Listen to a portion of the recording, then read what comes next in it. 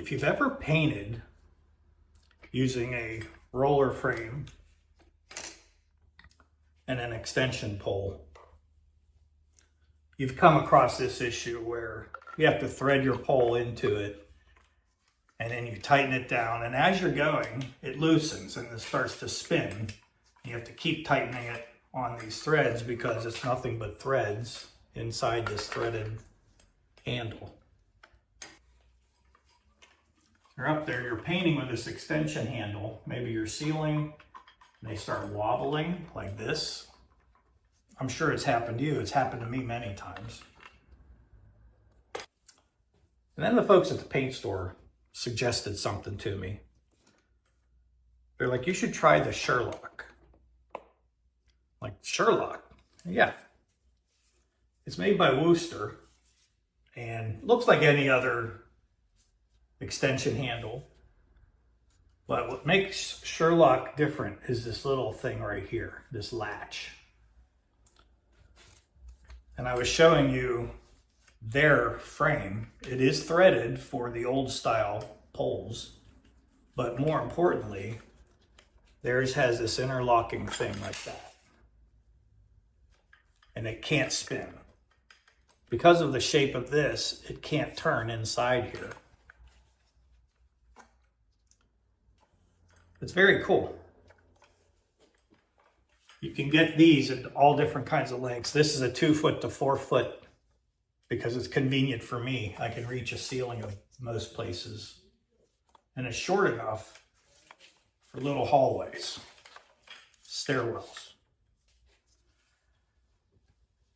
Another problem with the typical extension poles is you have to tighten them. So there's a collar that you loosen the collar and then you extend the pole, then you have to tighten the collar, kind of like a shower curtain rod would work.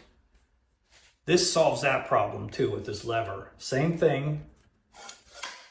The holes are already in here at predetermined lengths. And it's so easy. You can go from one length to the other in a second. No tightening, nothing's going to loosen on you. Also, they offer this little thing too. I was showing you this earlier. So let's say you have something like a 4-inch whiz roller frame. You just need to paint something real quick that's up too high. You don't want to get out the ladder. And yeah, sure, maybe you have your extension pole that you like to use. But if you were to switch over to this, you can put this adapter on it. Now it's locked on. You can still screw in any item that screws on a threaded pole. Now that won't lock in place like theirs will, but it's still cool.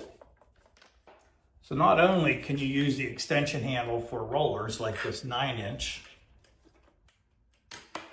they also have a 14-inch. It's the one we use for apartments. We can fly through them a little bit quicker with this 14-inch.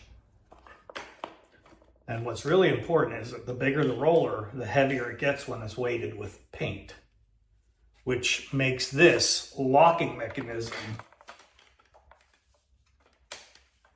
ideal. So it will not, no matter how heavy and wet this gets, will not loosen up on you.